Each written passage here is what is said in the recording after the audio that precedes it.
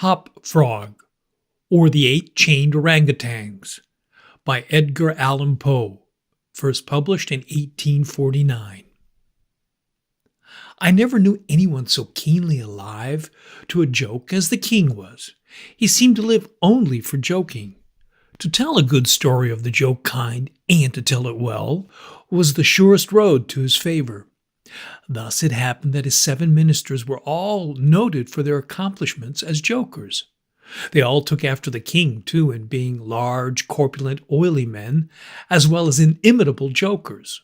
Whether people grow fat by joking, or whether there is something in fat itself which predisposes to a joke, I have never been quite able to determine. But certain it is that a lean joker is a rara avis in terris, a rare thing on earth. About the refinements, or as he called them, the ghost of wit, the king troubled himself very little. He had an especial admiration for breadth in a jest, and would often put up with length for the sake of it. Over niceties wearied him. He would have preferred Rabelais' Gargantua to the Zadig of Voltaire, and, upon the whole, practical jokes suited his taste far better than verbal ones. At the date of my narrative, professing jesters had not altogether gone out of fashion at court.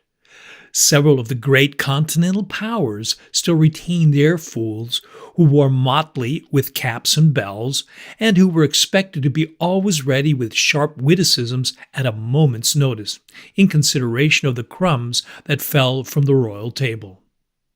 Our king, as a matter of course, retained his fool.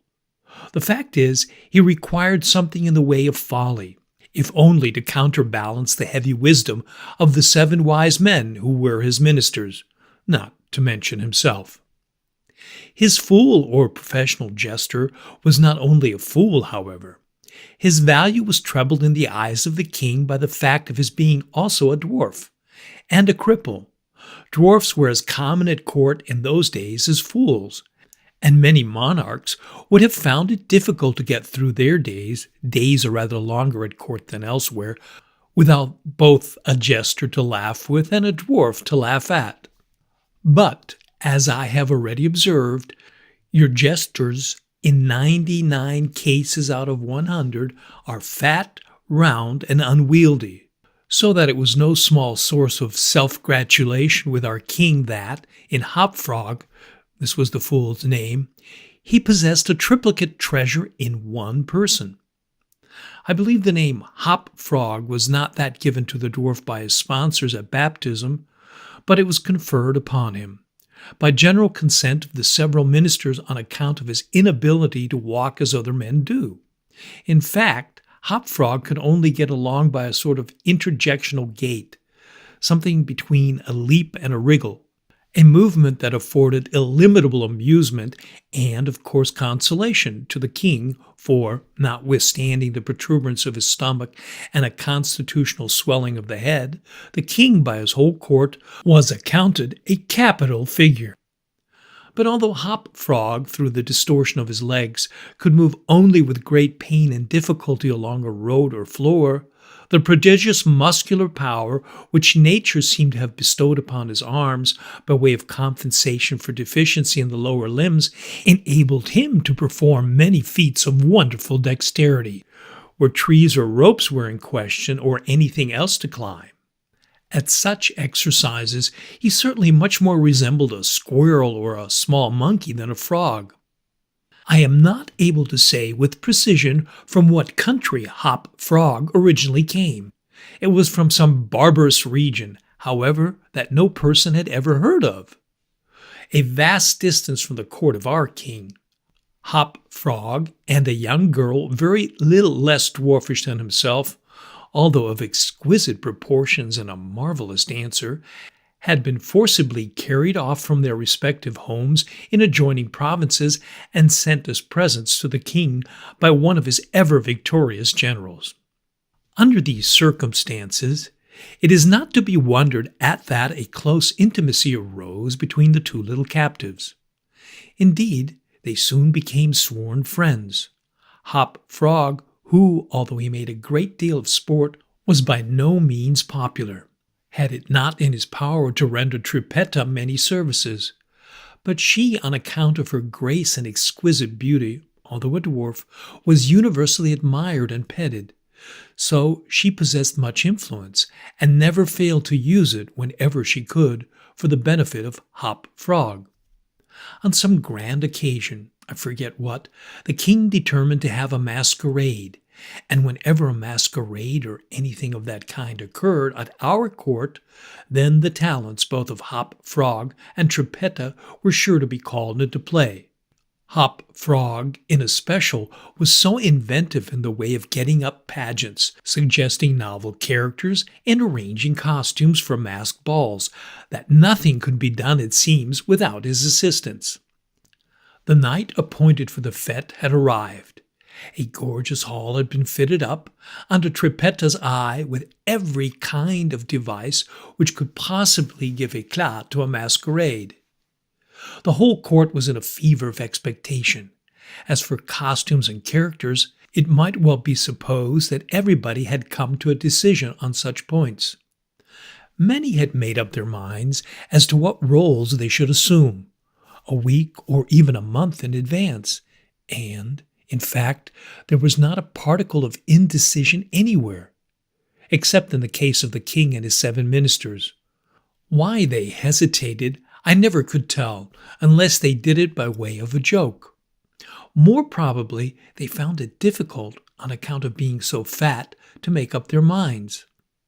At all events, time flew, and, as a last resort, they sent for Trippetta and Hop Frog. When the 2 little friends obeyed the summons of the king, they found him sitting at his wine with the 7 members of his cabinet council. But the monarch appeared to be in a very ill humor. He knew that Hop Frog was not fond of wine, for it excited the poor cripple almost to madness. And madness is no comfortable feeling. But the king loved his practical jokes and took pleasure in forcing Hop Frog to drink and, as the king called it, to be merry. "Come here, Hop Frog," said he, as the jester and his friend entered the room. "Swallow this bumper to the health of your absent friends." Here Hop Frog sighed. "And then let us have the benefit of your invention. We want characters, man, something novel, out of the way. We are wearied with this everlasting sameness. Come, drink, the wine will brighten your wits." Hop Frog endeavored, as usual, to get up a jest in reply to these advances from the king. But the effort was too much. It happened to be the poor dwarf's birthday, and the command to drink to his absent friends forced the tears to his eyes. Many large, bitter drops fell into the goblet as he took it humbly from the hand of the tyrant. "Ah, ha, ha!" roared the latter as the dwarf reluctantly drained the beaker. "See what a good glass of wine can do? Why, your eyes are shining already." Poor fellow, his large eyes gleamed rather than shone, for the effect of wine on his excitable brain was not more powerful than instantaneous. He placed the goblet nervously on the table, looked round upon the company with a half-insane stare. They all seemed highly amused at the success of the king's joke. "And now to business," said the prime minister, a very fat man. "Yes," said the king. "Come, lend us your assistance. Characters, my fine fellow. We stand in need of characters, all of us. Ha, ha, ha!" And as this was seriously meant for a joke, his laugh was chorused by the 7. Hop Frog also laughed, although feebly and somewhat vacantly. "Come, come," said the king impatiently. "Have you nothing to suggest?" "I am endeavoring to think of something novel," replied the dwarf, abstractly, for he was quite bewildered by the wine. "Endeavoring!" cried the tyrant fiercely. "What do you mean by that? Ah, I perceive. You are sulky and want more wine. Here, drink this." And he poured out another goblet full and offered it to the cripple, who merely gazed at it, gasping for breath. "Drink, I say," shouted the monster, or by the fiends. The dwarf hesitated. The king grew purple with rage. The courtiers smirked. Trippetta, pale as a corpse, advanced to the monarch's seat and, falling on her knees before him, implored him to spare her friend. The tyrant regarded her for some moments in evident wonder at her audacity. He seemed quite at loss what to do or say, how most becomingly to express his indignation. At last, without uttering a syllable, he pushed her violently from him and threw the contents of the brimming goblet in her face. The poor girl got up the best she could and, not daring even to sigh, resumed her position at the foot of the table. There was a dead silence for about half a minute, during which the falling of a leaf or of a feather might have been heard.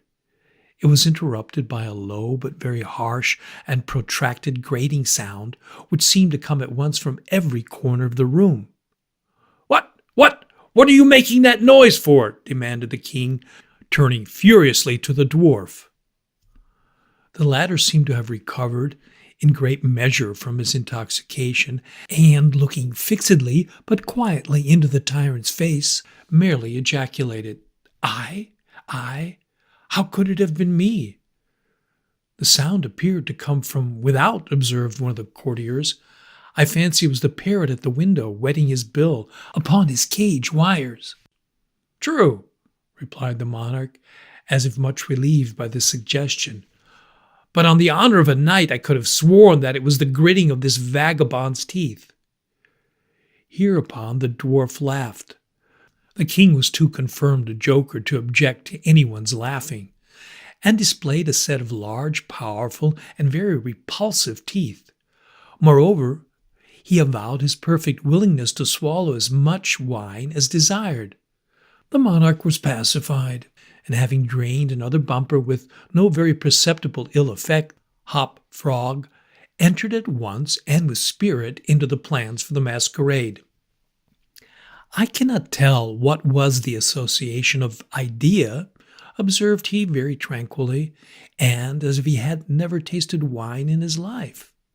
"But just after your majesty had struck the girl and thrown the wine in her face, just after your majesty had done this, and while the parrot was making that odd noise outside the window, there came into my mind a capital diversion, one of my own country frolics, often enacted among us at our masquerades. But here it will be new altogether. Unfortunately, however, it requires a company of 8 persons, and—" "Here we are!" cried the king, laughing at his acute discovery of the coincidence. "8 to a fraction, I and my 7 ministers. Come, what is the diversion?" "We call it," replied the cripple, "the 8 chained orang-outangs, and it really is excellent sport if well enacted." "We'll enact it," remarked the king, drawing himself up and lowering his eyelids. "The beauty of the game," continued Hop Frog, "lies in the fright it occasions among the women." "Capital!" roared in chorus the monarch and his ministry. "I will equip you as orang-outangs," proceeded the dwarf. "Leave all that to me. The resemblance shall be so striking that the company of masqueraders will take you for real beasts, and, of course, they will be as much terrified as astonished." "Oh, this is exquisite!" exclaimed the king. "Hop Frog, I will make a man of you." "The chains are for the purpose of increasing the confusion by their jangling. You are supposed to have escaped en masse from your keepers. Your majesty cannot conceive the effect produced at a masquerade by 8 chained orang-outangs, imagined to be real ones by most of the company, and rushing in with savage cries among the crowd of delicately and gorgeously habited men and women. The contrast is inimitable." "It must be," said the king, and the council arose hurriedly, as it was growing late, to put in execution the scheme of Hop Frog. His mode of equipping the party as orang-outangs was very simple, but effective enough for his purposes. The animals in question had, at the epoch of my story, very rarely been seen in any part of the civilized world, and as the imitations made by the dwarf were sufficiently beast-like and more than sufficiently hideous, their truthfulness to nature was thus thought to be secured. The king and his ministers were first encased in tight-fitting stockinette shirts and drawers. They were then saturated with tar. At this stage of the process, some one of the party suggested feathers, but the suggestion was at once overruled by the dwarf, who soon convinced the eight by ocular demonstration that the hair of such a brute as the orang-outang was much more efficiently represented by flax. A thick coating of the latter was accordingly plastered upon the coating of tar. A long chain was now procured. First it was passed about the waist of the king, and tied then about another of the party, and also tied, then about all successively in the same manner. When this chaining arrangement was complete and the party stood as far apart from each other as possible, they formed a circle. And to make all things appear natural, Hop Frog passed the residue of the chain in 2 diameters at right angles across the circle, after the fashion adopted at the present day by those who capture chimpanzees or other large apes in Borneo. The grand saloon in which the masquerade was to take place was a circular room, very lofty and receiving the light of the sun only through a single window at top. At night, the season for which the apartment was especially designed, it was illuminated principally by a large chandelier depending by a chain from the center of the skylight, and lowered or elevated by means of a counterbalance as usual. But, in order not to look unsightly, this latter passed outside the cupola and over the roof. The arrangements of the room had been left to Trippetta's superintendence, but in some particulars it seems she had been guided by the calmer judgment of her friend the dwarf.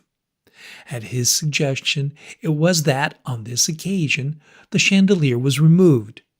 Its waxen drippings, which in weather so warm it was quite impossible to prevent, would have been seriously detrimental to the rich dresses of the guests, who, on account of the crowded state of the saloon, could not all be expected to keep out from its center, that is to say, from under the chandelier. Additional sconces were set in various parts of the hall. Out of the war, and a flambeau emitting sweet odor was placed in the right hand of each of the caryatides that stood against the wall, some 50 or 60 altogether. The 8 orang-outangs, taking Hop Frog's advice, waited patiently until midnight, when the room was thoroughly filled with masqueraders, before making their appearance. No sooner had the clock ceased striking, however, than they rushed, or rather rolled in, all together, for the impediments of their chains caused most of the party to fall, and all to stumble as they entered. The excitement among the masqueraders was prodigious, and filled the heart of the king with glee. As had been anticipated, there were not a few of the guests who supposed the ferocious-looking creatures to be beasts of some kind, in reality, if not precisely orang-outangs. Many of the women swooned with affright, and had not the king taken the precaution to exclude all weapons from the saloon, his party might soon have expiated their frolic in their blood. As it was, a general rush was made for the doors, but the king had ordered them to be locked immediately upon his entrance, and, at the dwarf's suggestion, the keys had been deposited with him. While the tumult was at its height, and each masquerader attentive only to his own safety, for, in fact, there was much real danger from the pressure of the excited crowd, the chain by which the chandelier ordinarily hung, and which had been drawn up on its removal, might have been seen very gradually to descend, until its hooked extremity came within 3 feet of the floor. Soon after this, the king and his 7 friends, having reeled about the hall in all directions, found themselves at length in its center, and, of course in immediate contact with the chain. While they were thus situated, the dwarf, who had followed noiselessly at their heels, inciting them to keep up the commotion, took hold of their own chain at the intersection of the two portions, which crossed the circle diametrically and at right angles. Here, with the rapidity of thought, he inserted the hook from which the chandelier had been wont to depend, and, in an instant, by some unseen agency, the chandelier chain was drawn up so far upward as to take the hook out of reach, and, as an inevitable consequence, to drag the orang-outangs together in close connection and face to face. The masqueraders by this time had recovered, in some measure, from their alarm, and beginning to regard the whole matter as a well-contrived pleasantry, set up a loud shout of laughter at the predicament of the apes. "Leave them to me!" now screamed Hop Frog, his shrill voice making itself easily heard through all the din. "Leave them to me! I fancy I know them. If I can only get a good look at them, I can soon tell who they are." Here, scrambling over the heads of the crowd, he managed to get to the wall, when, seizing a flambeau from one of the caryatides, he returned as he went to the center of the room, leaping, with the agility of a monkey, upon the king's head, and thence clambered a few feet up the chain, holding down the torch to examine the group of orang-outangs, and still screaming, "I shall soon find out who they are!" And now, while the whole assembly, the apes included, were convulsed with laughter, the jester suddenly uttered a shrill whistle, when the chain flew violently up for about 30 feet, dragging with it the dismayed and struggling orang-outangs, and leaving them suspended in mid-air between the skylight and the floor. Hop Frog, clinging to the chain as it rose, still maintained his relative position in respect to the 8 maskers, and, still as if nothing were the matter, continued to thrust his torch down toward them, as though endeavoring to discover who they were. So thoroughly astonished was the whole company at this ascent that a dead silence of about a minute's duration ensued. It was broken by just such a low, harsh, grating sound as had before attracted the attention of the king and his counselors when the former threw the wine in the face of Trippetta. But on the present occasion there could be no question as to whence the sound issued. It came from the fang-like teeth of the dwarf, who ground them and gnashed them as he foamed at the mouth, and glared with an expression of maniacal rage into the upturned countenances of the king and his 7 companions. "Aha!" said at length the infuriated jester. "Aha! I begin to see who these people are now." Here, pretending to scrutinize the king more closely, he held the flambeau to the flaxen coat which enveloped him, and which instantly burst into a sheet of vivid flame.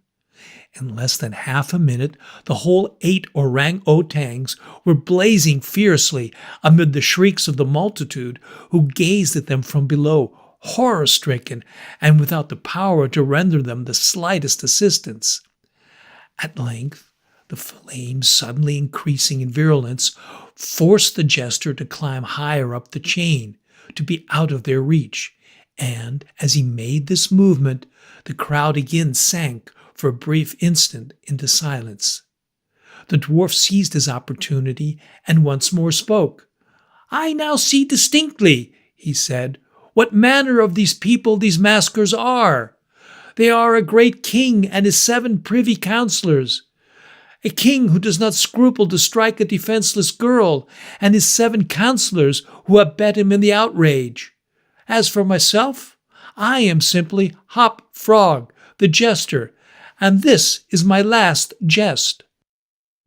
Owing to the high combustibility of both the flax and the tar to which it adhered, the dwarf had scarcely made an end of his brief speech before the work of vengeance was complete. The 8 corpses swung in their chains, a fetid, blackened, hideous, and indistinguishable mass. The cripple hurled his torch at them, clambered leisurely to the ceiling and disappeared through the skylight. It is supposed that Trippetta, stationed on the roof of the saloon, had been the accomplice of her friend in his fiery revenge, and that, together, they effected their escape to their own country, for neither was seen again.